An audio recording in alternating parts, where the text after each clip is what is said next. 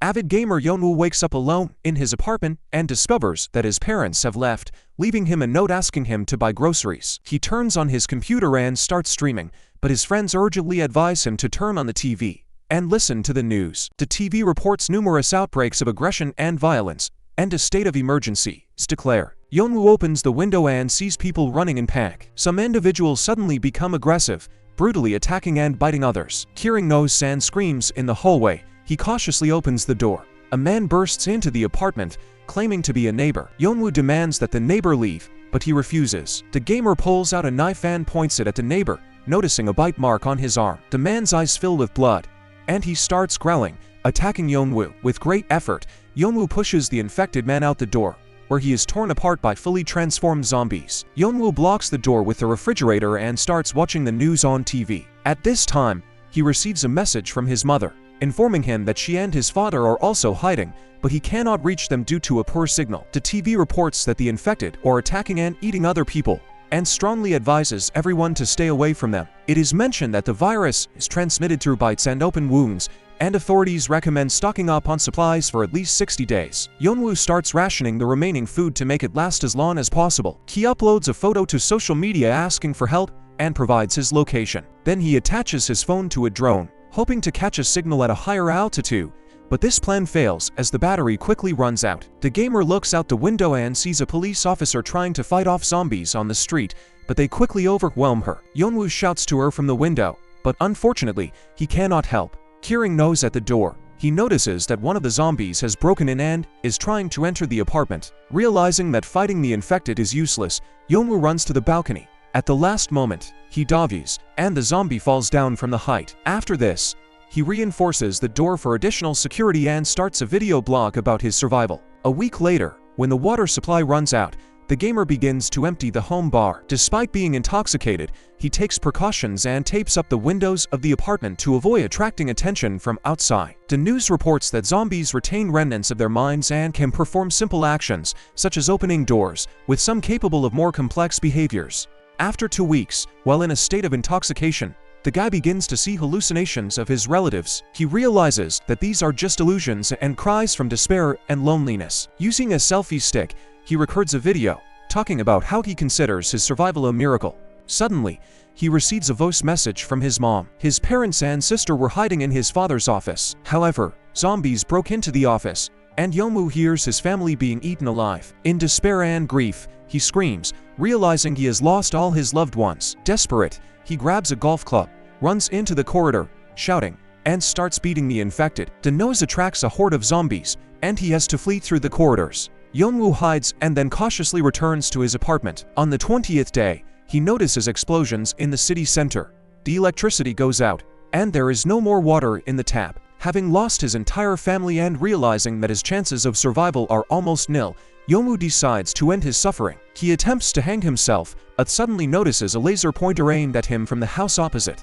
At the last moment, he manages to free himself from the noose and falls to the floor. Yeonwoo sees a girl in the window across the street, looking at him through binoculars and scolding him for his weakness. The gamer waves at her, and she responds in kind. The girl hears a noise in the corridor, checks her zombie trap, but the infected bypasses it, and she falls asleep. With relief, Yeonwoo sees her in the morning and writes his name on his phone, showing it to her through the window. She responds by writing her name Kim Yubin. Their conversation is suddenly interrupted by a zombie breaking into her trap. The girl, without hesitation, kills the infected with an axe. The next day, Yubin notices that the guy in the house across the street is very hungry. She tries to throw a rope with food to him, but it falls in the middle of the street. Yeonwoo uses a drone to send a long rope to Yubin, and she delivers the food to him. The gamer sincerely thanks her for the help. However, Yeonwoo notices that a zombie firefighter has grabbed Yubin's rope and is trying to climb up it. The infected pulls the rope hard, and the table it is tied to knocks Yubin out. Yeonwoo starts shouting,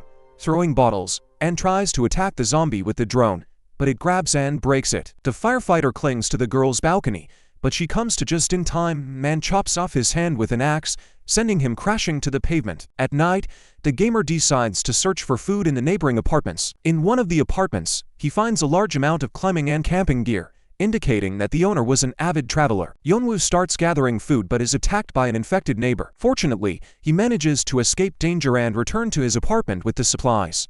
The gamer manages to grab some food and two walkie-talkies. He gives one of the walkie-talkies to Yubin along with the supplies, and they start communicating. During their conversation, they discover that they have similar tastes in food. The guy sincerely thanks the girl for saving him, but she responds that he survived because of his strong will to live. We realize that the girl also considered suicide, as we notice a torn rope hanging from the ceiling of her apartment. A few days later, a horde of hungry zombies breaks into the building, searching for any remaining survivors. Yubin accidentally knocks over a shelf, attracting the zombies' attention to herself. She notices that there are no infected in the neighbor's apartment on the 8th floor, and she and Yeonwoo decide to try to get there. They start preparing everything they need, developing a detailed action plan. Suddenly, the girl skillfully jumps off the balcony using a rope and bravely fights the zombies. In the process, she finds a gun on a dead police officer.